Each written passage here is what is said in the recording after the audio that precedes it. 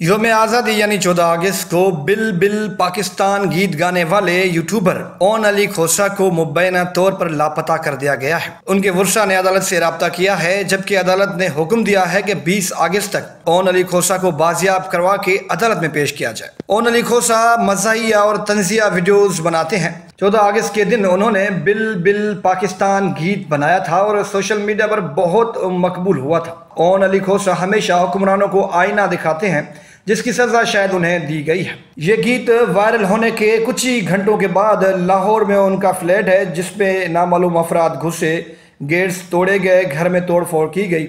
उसके बाद उसे जबरी तौर पर लापता कर दिया गया है।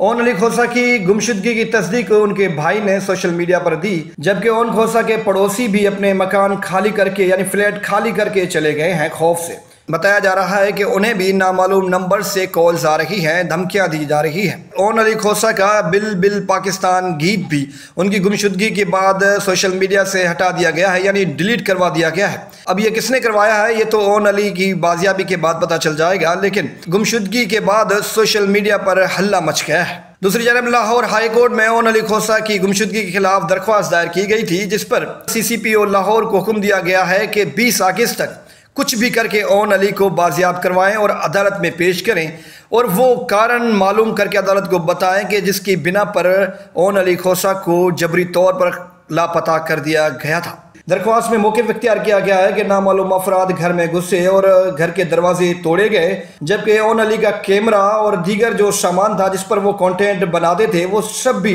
ओन अली के साथ ले लिया गया है। नामालूम अफराद ने घर में तोड़ फोड़ की और ओन अली को अपने साथ ले गए, जिसका अभी तक पता नहीं चल सका, चूँकि लाहौर पुलिस ने और दीगर इदारों ने अभी तक तस्दीक नहीं की कि ओन अली किसकी गिरफ्त में है। अब चूँकि अदालत ने हुक्म दे दिया है CCPO लाहौर को कि 20 अगस्त तक ओन अली खोसा को बाजियाब करवा के अदालत में पेश कर दिया जाए।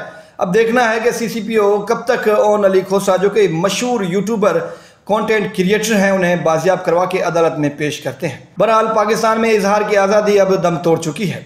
आप तंज़िया तौर पर यानी फ़नी वीडियो भी नहीं बना सकते। अगर करोगे तो फिर आपका भी हशर ओन अली खोसा की तरह होगा।